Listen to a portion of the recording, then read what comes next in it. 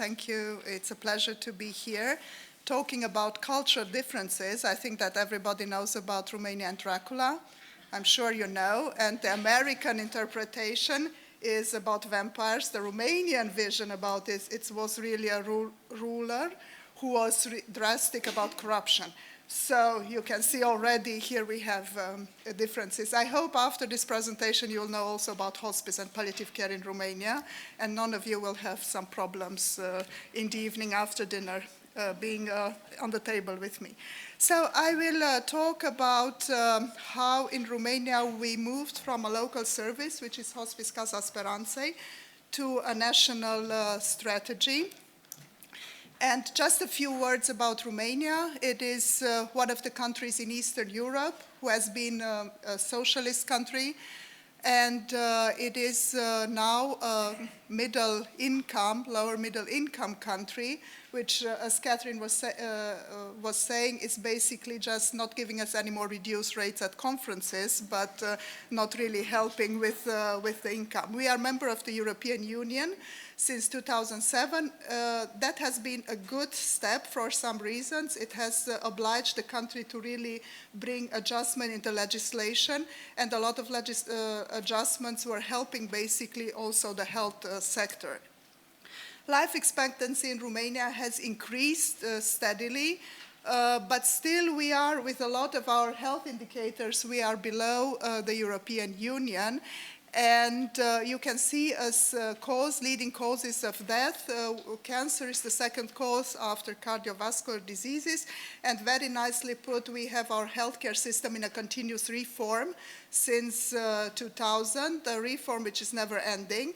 And just recently, the World Bank has allocated money for Romania for health reform. So this is the story. In a way, it is good because in a structure which is reforming, you can easily bring in new services. On the other way, it is quite problematic when in the last 20 years we had over 20 health ministers. So you can imagine how much instability there is, and it seems like every health minister goes away with all the files. What about the hospice? It is a charity which was funded in 1992. And it was funded as a British-Romanian charity.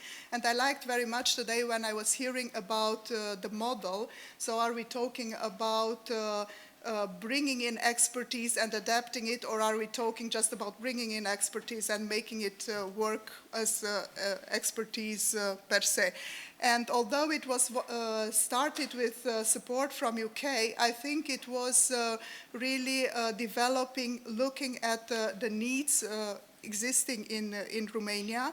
And you can see that we have moved in these 22 years from an organization who started as an NGO with 2 employees to an organization that has at present 225 staff employed, and which has cared over 17,000 patients and their families free of charge, which is a kind of very important issue in Romania, especially where you call healthcare system free of charge, but basically it's not free of charge because patients have often to buy drugs, have often to buy dressings, have often to pay to the physicians for performing their task.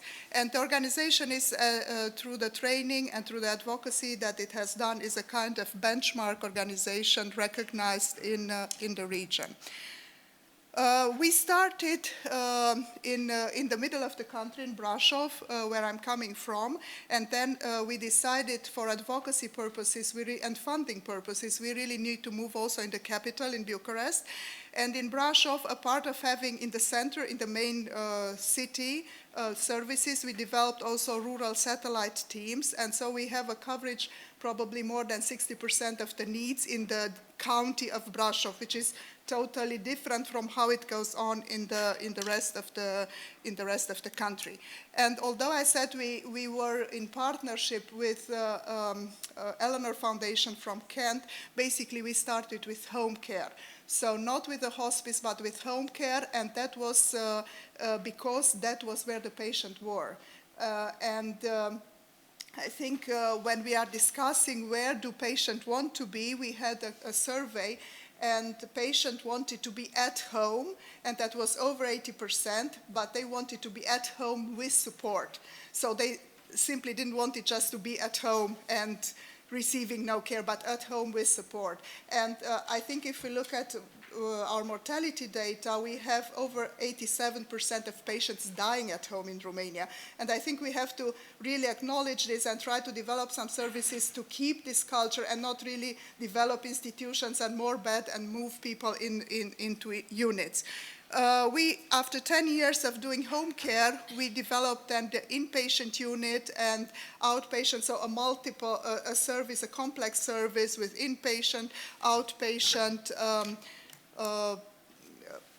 day centers and hospital teams, hospital mobile teams, both for adults and children. And I must say that the most foreign concept for Romania is having these consultation teams in the hospitals. People do not understand, why do we need a consultation team? If you're not a specialty, why do you come and give consultations? And I saw there is a list in countries where they have specialties. We were discussing in Romania, we would like to move to have a specialty in palliative care, but the response was no. If you are in EU, you can have a specialty just if there are 10 countries in EU who have it as a specialty. That was how our policymakers were understanding EU recommendations. So I think being in EU is sometimes also limiting. The recognition was for the work that what we were doing was coming very early in 2002, when we were recognized as one of the 5 centers of excellence in Eastern and Central Europe because of the criteria you can see there: clinical, education, research, and policy. And it was, in a way, the moment where we recognized that we need what we learned. We need to not just to keep it as an island, but really try to transfer it. And then in the Global Atlas of Palliative Care, Stevens was talking about it, Hospice Casa Sperantei is recognized as one of the models of delivering care in low and middle income countries.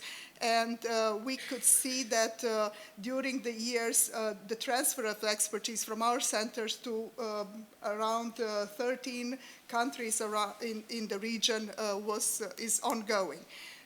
Catherine was saying about the WH triangle. I think it was very inspirational when we heard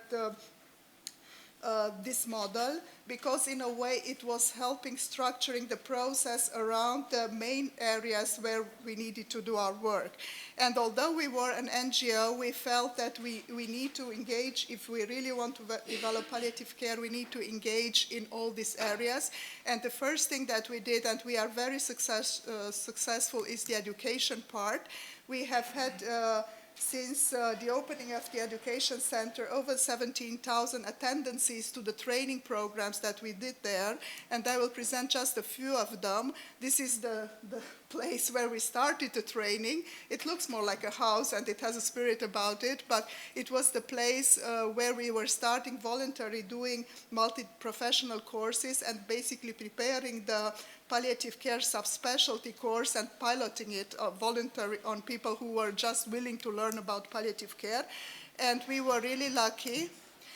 In '99, palliative care was recognized after we did a kind of workshop with policymakers, with university people, deans. They were all coming. We were surprised why they are coming to an NGO, but they were attending and they were recognized as, yes, it's an important issue, and we put it as a subspecialty for the medical, among other medical subspecialties, and we were, as Hospice, Casa Sperantei, we were named the center to run this specialty, which was quite unusual because in Romania universities were doing it, but they didn't know what to do about this new discipline, and they were acknowledging our capacity. And you can see that it's quite a high intake. We have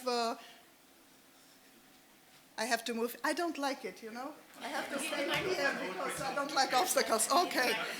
I'm obeying Michael. Okay. So We have 396 doctors who have graduated this subspecialty. It's an 18-month training. It's quite intense, and we have 105 in the program. We cannot do that alone. We learned quite early that a part of we need to transfer expertise, so we have 5 other centers working under our umbrella. That's very good, and it's important because in Romania, in a way, doctors are leading the process. So having doctors interested in learning palliative care is important. For nurses' education, we have been working with the Ministry of Education and have succeeded in 2007 for the undergraduate to have 120 hours compulsory in all nurses training. And you can see there are theoretical and practical training. And what we did as a hospice, we brought together all the trainers and did a kind of training with them on a standardized training material and on a standardized curricula. We are still fighting to have a specialty for nurses at postgraduate level, again, because they say, yes, in EU, we have just nurses, pediatric nurses and adult nurses. So, but we are almost there. For the universities, getting it into university was not an easy task. And you can see here an image from our workshop with deans from the universities and academics who have gone through the training, because I think there is another issue in Romania. You can, if you are a professor in the university and you find like a new discipline like palliative care, you can teach it even if you have done it or not. And I think we were very strict about this. People have to really know and have to practice palliative care in order to be professor and trainers. And so we have 5 universities now where we have palliative care included in the curricula and 1 that has a multidisciplinary master. The public, we tried on the internet. I must say this is not a program that is working very well, although we have a lot of people with mobile telephones and access to internet. I think still people in Romania are not so keen in learning or downloading information from the internet, so I think we have to review that. And on the international level, a recognition came when we were invited to be one of the centers to do the leadership training courses in the European Palliative Care Academy. About drug availability, it was a very long process. It took us like 5 years, and we were supported by the colleagues from the Pain and Policy Studies groups from Wisconsin. It took like 5 years to have a new law passed in the parliament, and then another 2 years to have a new regulation, because in Romania you have the law, which is a broad umbrella, and then you have the regulations with the details. And it was a huge change from no access, a part of cancer, to all pain. So it doesn't matter what is the disease. If you have pain, the doctor is deciding you can have it. And so it can be any cause, and no more restriction on maximum dose. We had, because of these big differences, we had to run an education program. In the whole country. We used all our trainers, and we had over 2,000 people trained in 1 year, both doctors, GPs mainly, and pharmacists to how to prescribe. And still, after so many years, we have problems with the way the law is put into practice. And then the human, this is a recognition of what we did. On the national level, having the National Association was then their role to do the standards and bring under the umbrella also not just individuals but service providers. And it was together with the service providers that we did costing. And we succeeded to bring palliative care into the costing framework. And in 2008, the Ministry of Health was signing a partnership with the hospice, saying, yes, we want you to develop a strategy. And you can see we have also succeeded to have some laws with the staffing ratio.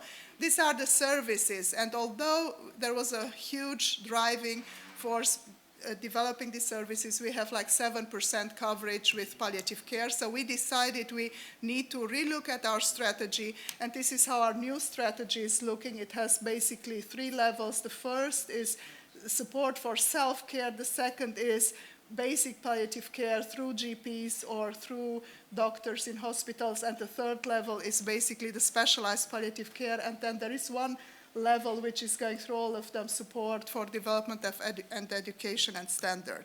And how do we implement this? The World Bank loan that is looking at health reform in Romania is having palliative care component in it. You can see the only indicator that we have are service development indicators. So in these 5 years, we are supposed to develop 90 new home care teams, 90 outpatient units, 29 inpatient units. The problem is, how are we going to develop home care teams, because our system is conceptualized just in hospital beds, so they have no clue how to go through that. And so what we do is really we try to show them through pilot program this is working. And then one of the pilot program is really about trying to bring palliative care through the GPs. And you can see the design of the studies with the research starting and identifying what would be good intervention for education, clinical elements of clinical care outcomes. And we have had, this was the research, qualitative and quantitative, and out of the research we came up with 29 statements on disparities and 11 statements on intervention. And we had a round of consensus. We didn't need it to go second round because it was very high consensus rates, and the education then was 36 hours, and out of the people trained, we selected 25 to implement interventions for 125 patients. We are almost there. We have already 120, and we had electronic files, assessment procedure, algorithm of care and coordination. And we are now in the phase of trying to see some of the data and doing an interim analysis. So this is the story in a nutshell. And here comes the red light. And what I would really like to see from this meeting, and I was not able to put the question in the first session, I would like to see, because our country is still looking at WHO for guidance. So I would like to see WHO really monitoring how this resolution is implemented, and see every year, on a structured formula, have we really moved in our country on the different elements, and and see maybe also models of good practice. So I finish with the invitation of having you in the cultural environment in Romania. I didn't brought my suit, but my costume, popular costume, but you can see it here, and I will welcome you all in Brasov to visit us. Thank you very much.